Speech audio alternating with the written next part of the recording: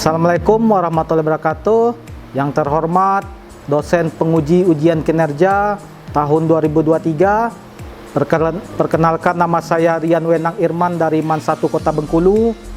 Dan saya juga mahasiswa PPG Mapel SKI LPTK IAIN Curup tahun 2023. Pada kesempatan ini saya akan mempraktekkan video pembelajaran untuk memenuhi salah satu kewajiban ujian kinerja PPG dalam jabatan tahun 2023 dengan tema substansi dan strategi dakwah Rasulullah periode Makkah sebagai upaya untuk menghindari sikap rasisme dan radikalisme dan untuk meningkatkan ketakwaan terhadap Allah Subhanahu wa taala. Untuk lebih jelasnya, berikut ini adalah video pembelajaran yang saya buat dan saya akhiri. Wabillahi taufik walhidayah. Wassalamualaikum warahmatullahi wabarakatuh.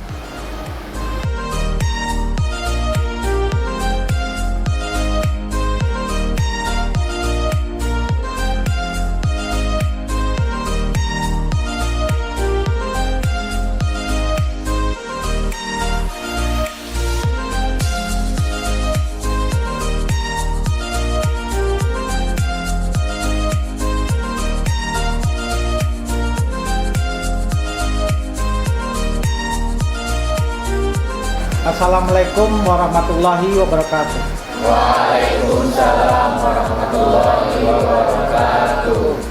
Alhamdulillah, pada kesempatan pagi ini kita dapat berkumpul mata pelajaran sejarah kebudayaan Islam di kelas 10.1. Sebelum proses pembelajaran Bapak mulai, untuk mendapatkan rahmat dari Allah Subhanahu wa taala, marilah kita berdoa bersama-sama. Berdoa dipimpin oleh Andika. Silakan. Marilah teman-teman, sebelum memulai pelajaran pada pagi hari ini, ada baiknya kita memulainya dengan berdoa. Berdoa. Bismillahirrahmanirrahim.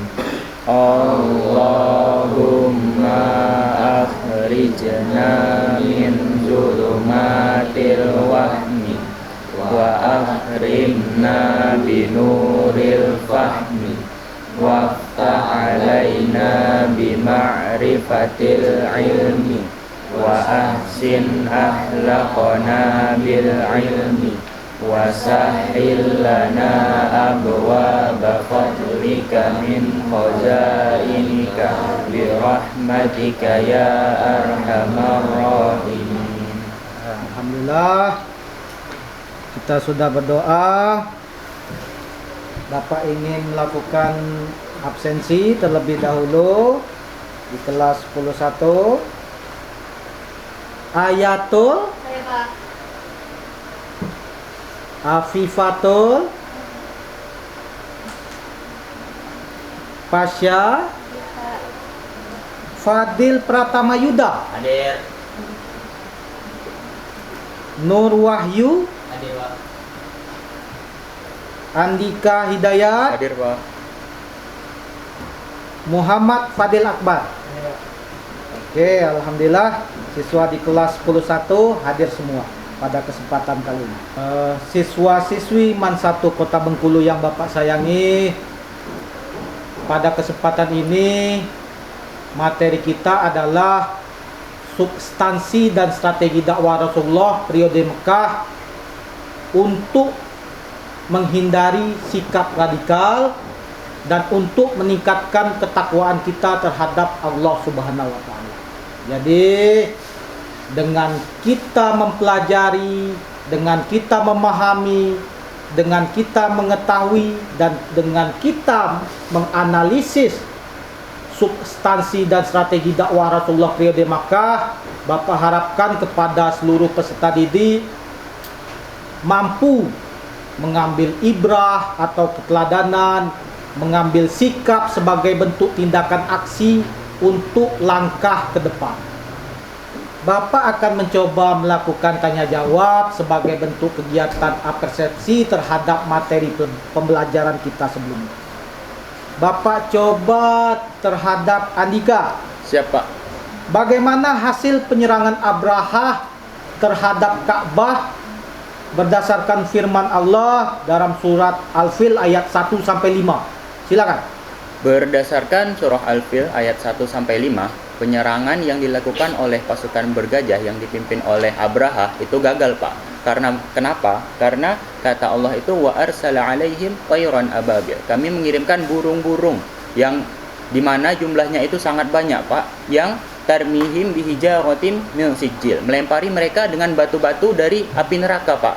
Nah, yang dengan itu maka kata Allah faja'alahum ka'asfim ma'kul, dan sehingga mereka itu menjadi seperti daun-daun yang dimakan ulat, Pak. Bolong-bolong, entah ada yang nggak tahu bentuknya, luluh lantah. Jadi penyerangannya itu gagal, Pak, menurut surah Al-Fil ayat 1 sampai 5, Pak.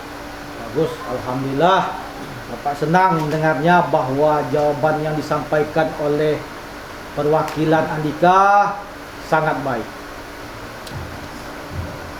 Pada kesempatan kali ini Bapak ingin mencoba kepada peserta didik mampu menganalisis substansi dan strategi dakwah Rasulullah periode Mekah untuk menghindari sikap radikal serta meningkatkan ketakwaan terhadap Allah. Bapak bagi menjadi beberapa kelompok. Ayatul, Apipah, Pasya, Syafah. Kelompok 1, Andika, Nur Wahyu, Rifki Abu, Muhammad Fadil Akbar, dan Fadil Pratama. Kelompok 2, Alia, Radit, Muhammad Hafid, Satrio, Muhammad Dafa, Muhammad Al-Farizi, Muhammad Alpin. Kelompok 3, Muhammad Zaki, Rohaya Dwi, Kezia, Dian, dan Tasya. Kelompok 4. Jadi Bapak akan membagikan lembaran LKPD, Bapak akan membagikan materi bahan ajar. Silakan didiskusikan secara bersama-sama dalam satu tim atau kelompok. Anak-anak Bapak yang Bapak sayangi, perhatikan LCD proyektor yang ada di depan. Bapak ingin menyampaikan sedikit PPT mengenai substansi dan strategi dakwah Rasulullah periode Mekah.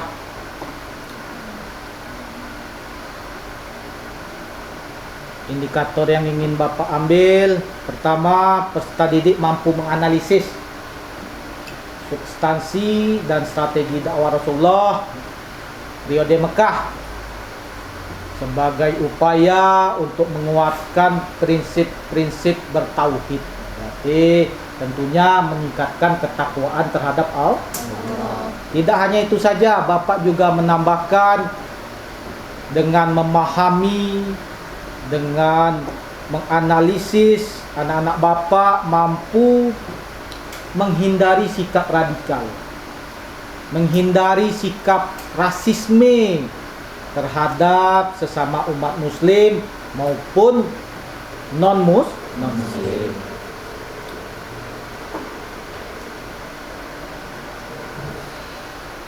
Dalam hal dakwah, dalam menyebarkan ajaran Islam, Nabi Muhammad memiliki hal yang paling utama atau hal yang paling mendasar.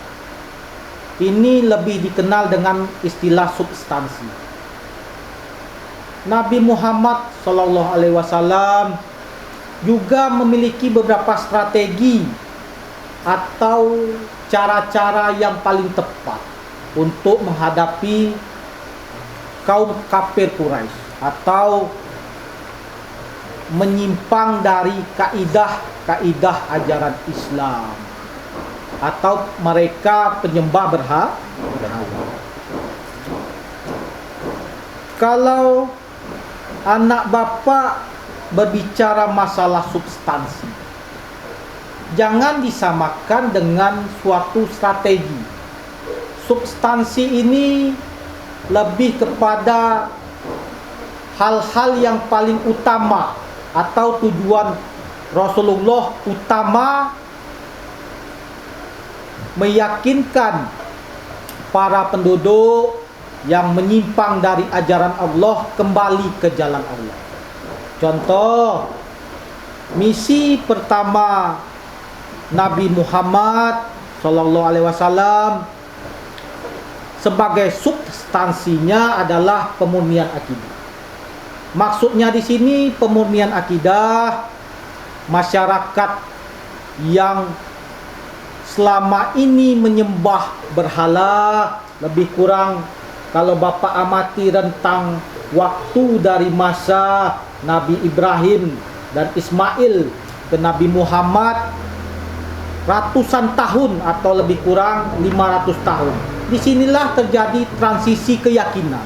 Mereka tahu bahwa ajaran tauhid yang dibawa oleh Nabi Ismail dan Nabi Ibrahim adalah menyembah Allah. Mereka tahu pada masa itu bahwa hanya Allah yang patut disembah. Tapi ketika terjadi pergeseran dan rentang waktu yang cukup lama, maka mereka kembali menyembah ajaran nenek moyang, kembali menyembah berhala, kembali menyembah patung, bulan, bintang, dan matahari. Di sini anak bapak melihat bahwa sangat jelas sekali akidah dari masyarakat Arab sebelum Islam, sebelum kelahiran Nabi Muhammad, itu sangat bertentangan dengan ajaran yang dibawa oleh Nabi Muhammad Sallallahu Alaihi Wasallam. Anak-anak bapak, proses diskusi ini lakukanlah secara bersama-sama. Dibagi tugas secara adil.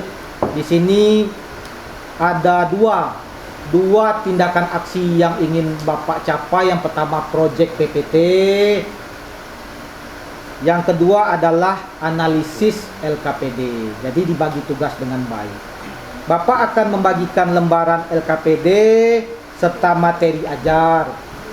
Silakan perwakilan kelompok 1, Andika, ke depan ambil lembaran. Ini materi ajar. Ini materi ajarnya. Untuk sebagai pedoman, boleh menggunakan HP sebagai media tambahan atau internet. Dan ini, maaf, lembaran LKPD-nya, silakan. Oke, dibagi tugas ya. Nama kelompok dicatat di bagian pojok kiri atas pada lembaran LKPD. Satrio, kelompok 4, silakan maju ke depan.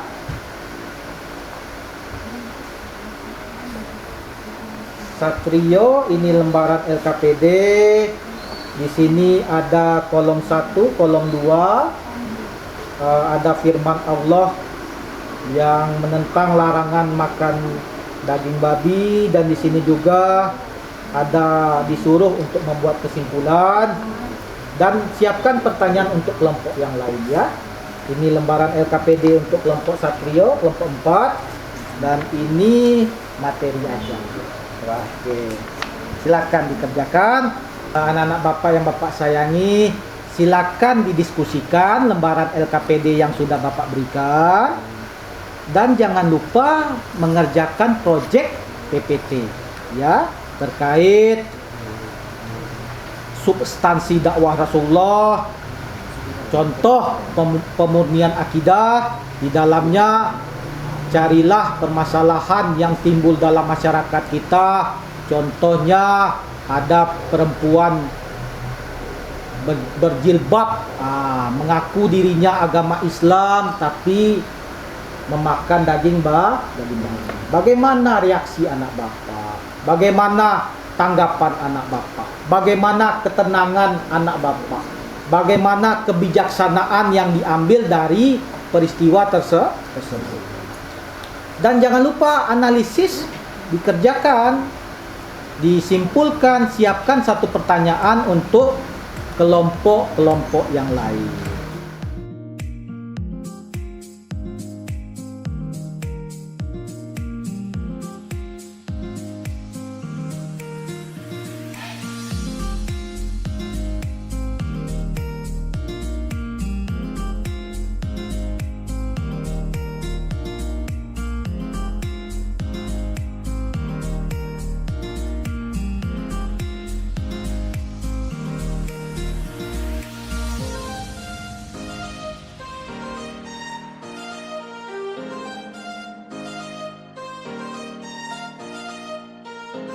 Baiklah, setelah Bapak amati tadi diskusi dari kelompok 1 terhadap lembaran LKPD dan proyek PPT-nya, Bapak lihat dari kelompok 1, kelompok 2, kelompok 3 dan kelompok 4 sudah menyelesaikan proyeknya dan sudah menyelesaikan analisisnya. Jadi untuk itu Bapak tunjuk saja kelompok 1, Andika, Nur Wahyu, Muhammad Fadil Akbar dan Fadil Pratama. Silakan mempresentasikan PPT-nya dan jangan lupa analisis lembaran LKPD dibagi tugas dengan baik. Nanti kelompok lain jika ada yang kurang pas atau kurang jelas penjelasannya, silakan bertanya terhadap materi atau inti dari proyek kelompok 1 di sini. Silakan kelompok Andika ke depan.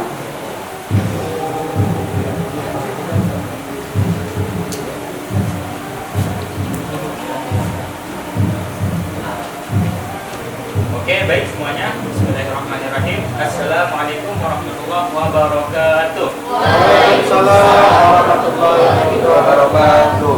Izinkan kami dari kelompok 1 akan mempresentasikan tentang keadilan dan persamaan derajat sebagai bentuk cerminan substansi dakwah Rasulullah SAW. Sebelumnya perkenalkan dulu, nama saya Andika Hidayat. Di sebelah saya Nur Wahyu Wuryandana, di sebelahnya lagi Fadil Pratama Yuda, dan yang terakhir perkenan kami untuk mempresentasikannya. Yang pertama adalah substansi dakwah. Bisa dilihat dalam dakwah Rasulullah di Mekah terdapat beberapa substansi yang menjadi fokus utama. Salah satunya yaitu substansi tersebut adalah menegakkan keadilan dan persamaan derajat. Rasulullah SAW senantiasa menerapkan strategi untuk memperjuangkan keadilan dan memastikan persamaan derajat di antara umatnya. Kemudian adapun substansi dakwah, dengan demikian substansi dakwah Rasulullah SAW dengan keadilan dan persamaan derajat meliputi yang pertama, memperjuangkan keadilan dalam segala aspek kehidupan. Yang kedua, memastikan persamaan derajat di antara umat. Kemudian yang ketiga, mengajarkan berlaku lemah lembut kepada semua orang. Yang keempat, menekankan persamaan derajat manusia dan nilai-nilai kemanusiaan. Yang kelima, mengimplementasikan keadilan dan tindakan nyata. Kemudian yang keenam, mengutamakan nilai-nilai kemanusiaan, toleransi, dan hak asasi manusia. Oke, selanjutnya itu adalah manfaat dan juga tujuan. Rasulullah SAW mengajarkan umatnya untuk berlaku lemah lembut ke semua orang, termasuk juga bangsa Arab yang sering mengejek Rasulullah sebagai orang yang gila. Kemudian hal itu menunjukkan bahwa dalam dakwahnya Rasulullah tidak hanya memperjuangkan keadilan yang secara luas, tetapi juga keadilan secara individu. Kemudian perilaku Rasulullah dalam menegakkan keadilan, sebagai contohnya yaitu menegur keras putra gubernur Mesir setelah menerima pengaduan seseorang rakyat biasa yang dieksekusi. Hal ini menunjukkan bahwa Rasulullah tidak hanya mengajarkan keadilan tetapi juga mengimplementasikan dalam tindakan nyata. Oke, pandangan Islam terhadap persamaan menekankan persamaan derajat manusia dan juga nilai-nilai kemanusiaan. Islam juga mengajarkan pandangan yang sama terhadap semua manusia tanpa memandang suku, ras, latar belakang dan juga lainnya. Semua manusia itu bersaudara baik dalam iman ataupun dalam sesama manusia. Oke, di sini ada hadis riwayat Muslim yang mengajarkan kita tentang persamaan derajat, yaitu Bismillah, an Abi Hurairah radhiyallahu anhu qala Rasulullah sallallahu alaihi wasallam innallaha la yanzuru ila suwarikum wa amwalikum walakin yanzuru ila qulubikum wa a'malikum.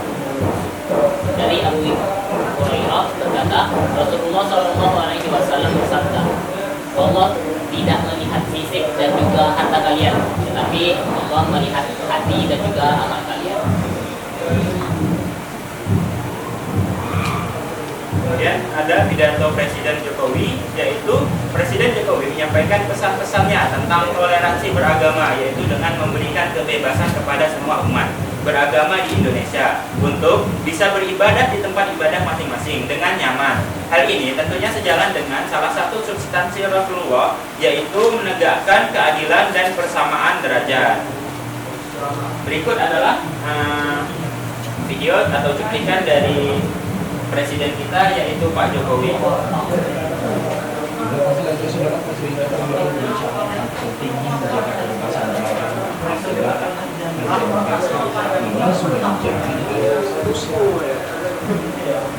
Jokowi menyampaikan hal ini saat dari Rakornas Kepala FKPD se-Indonesia hari ini di Sentul Bogor, Jawa Barat. Jokowi mengatakan akan dari beberapa nanti kalau kita sebagai orang bisa menjaga kebebasan beragama dan beragama, Presiden ini daerah hal ini dan Presiden juga ingin konstitusi tentang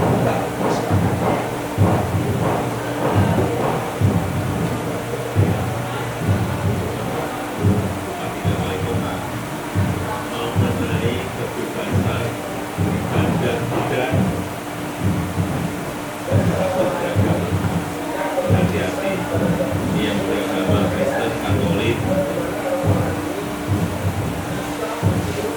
Hindu,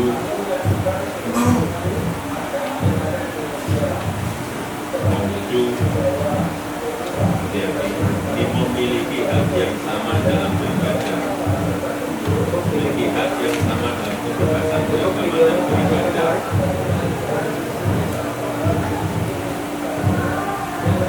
Oke, tadi ada cuplikan dari Presiden kita Pak Jokowi, yang dimana Pak Jokowi itu mempersilahkan untuk setiap agama untuk menjalankan ibadahnya pada tempat ibadah masing-masing, tidak ada yang dikecualikan. Hal ini sejalan dengan substansi atau tujuan yang dilakukan oleh Rasulullah SAW dalam dakwahnya pada periode Mekah.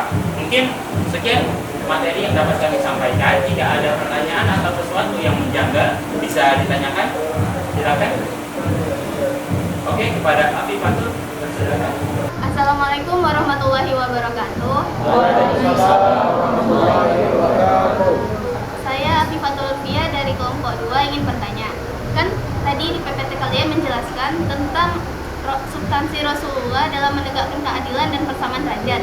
Nah, ada waktu zaman jahiliyah dulu ada tradisi yang mengharuskan bayi-bayi perempuan dikubur hidup-hidup. Nah, menurut pendapat kalian, bagaimana hal tersebut dapat berubah seiring berjalannya waktu oleh substansi Rasulullah? Dan menurut pendapat kalian, seberapa buruk sih hal tersebut dalam Islam? Oke, terima kasih.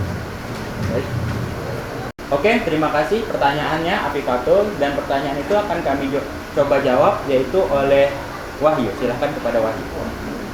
Oke, saya akan menjawab pertanyaan dari Afifah. Pertama itu kan tradisi masyarakat jahiliyah dalam mengubur hidup-hidup anak perempuan, dan juga ketika Rasulullah datang, hal itu bisa dihilangkan dengan cara Rasulullah mengajak para perempuan, budak dan juga golongan ke bawah itu ikut masuk dalam Islam sehingga mereka dilindungi. Kemudian itu menunjukkan bahwa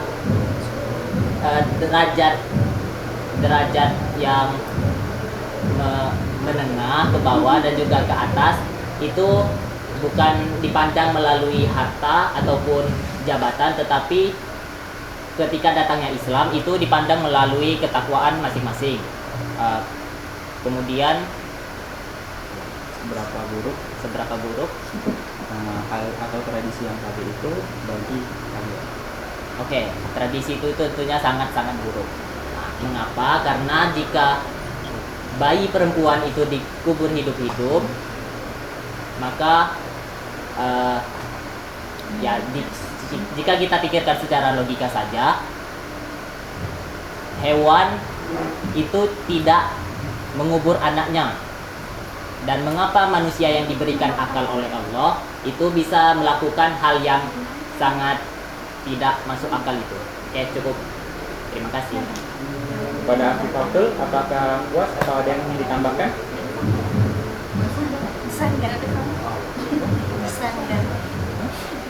Sudah cukup. Cukup? Oke, terima kasih kepada Afi Fadl. Bapak akan bagikan instrumen sumatif di akhir proses pembelajaran. Silakan dikerjakan. Di sini ada 5 pilihan ganda. Soalnya hot, height or order of thinking skill. Silakan dikerjakan masing-masing siswa. Kepada Andika, tolong dibagikan kepada masing-masing siswa instrumen sumatifnya.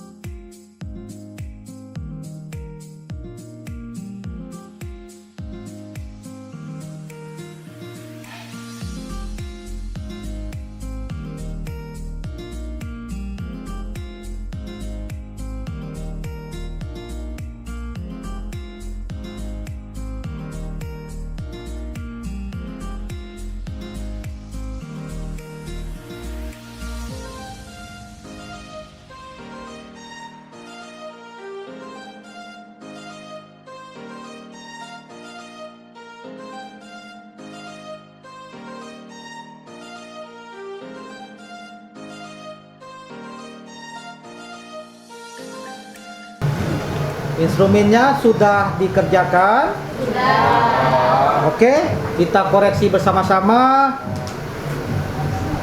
Di sini penilaiannya jika betul 1 mendapatkan poin 20 karena soalnya 5, kalau betul semua 100.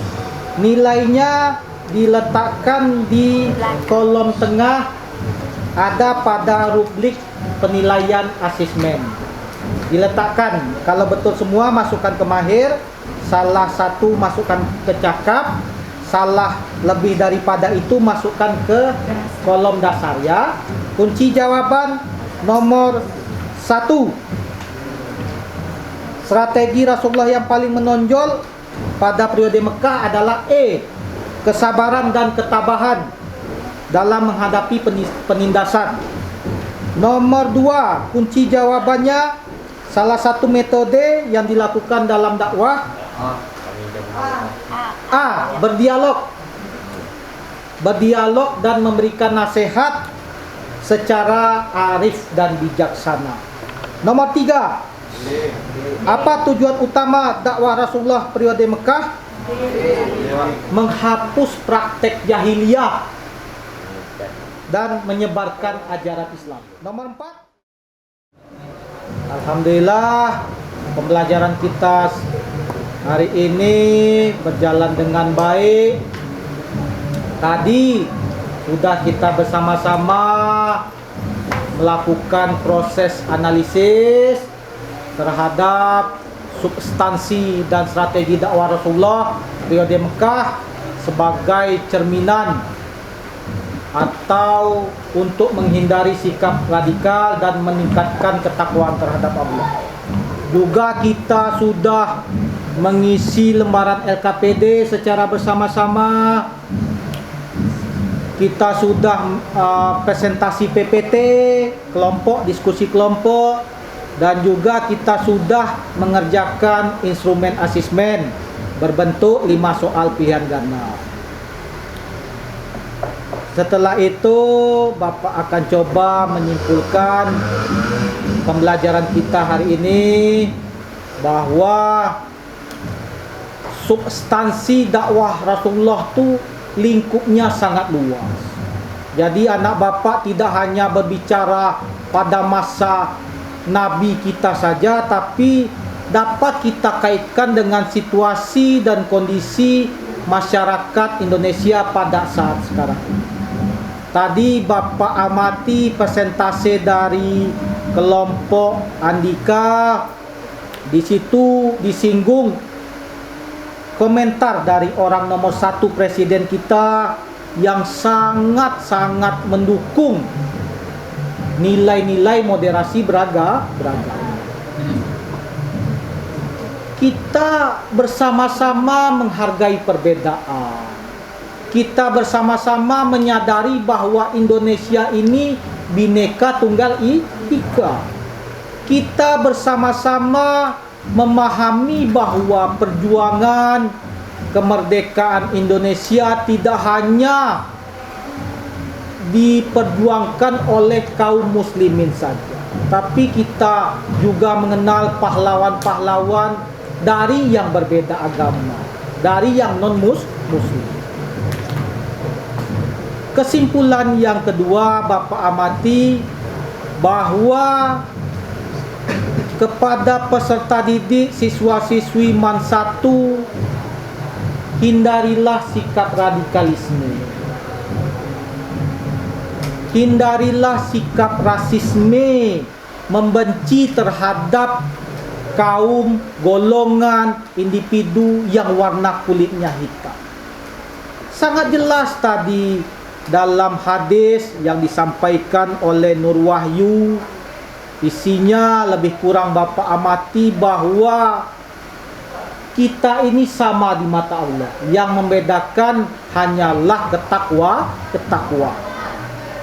kita terhadap Allah.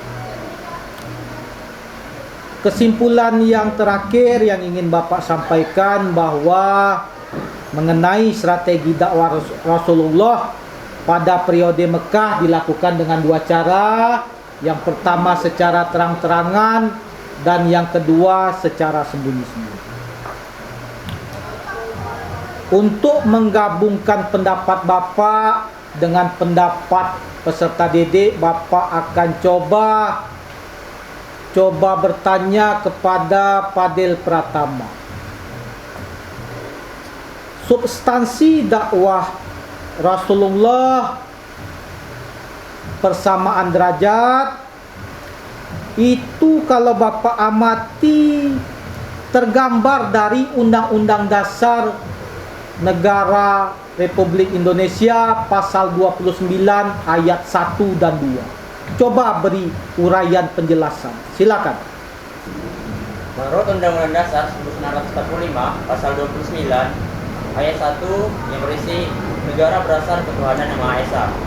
Di sini berarti negara hanya memperbolehkan satu, tidak lebih dan tidak kurang, agama menurut pribadi orang masing-masing.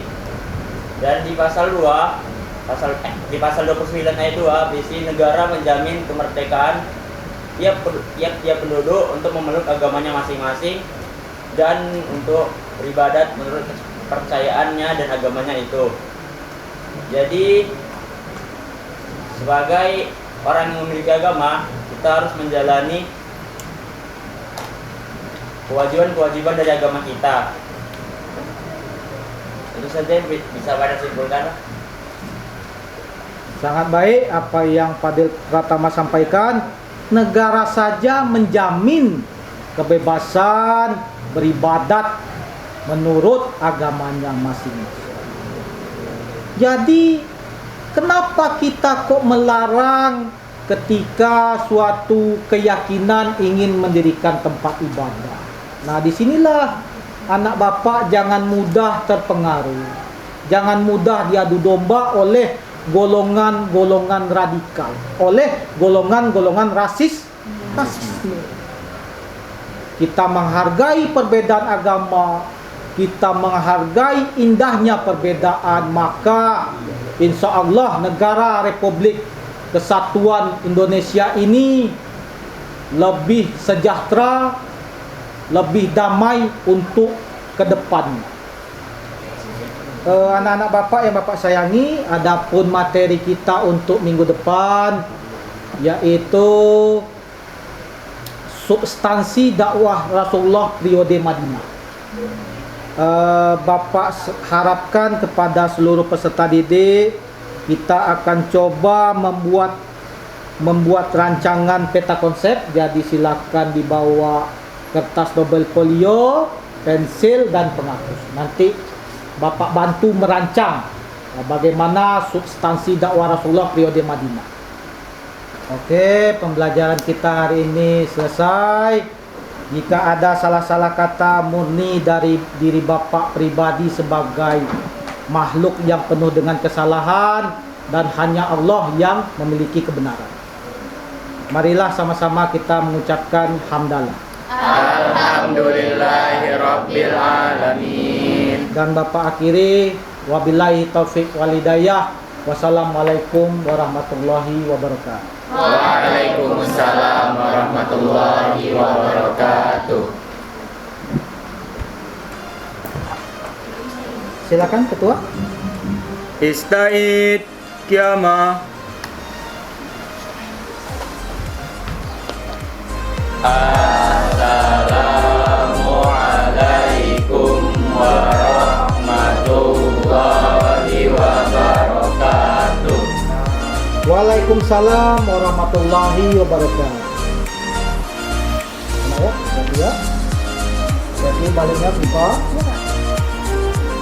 Baca ayatul hati-hati. Ya, salah, betul.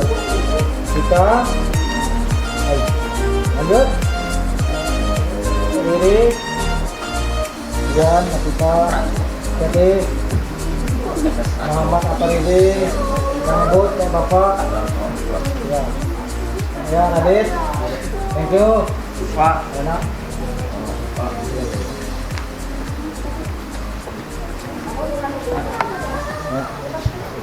Ya lah, mantap. Kasih banyak.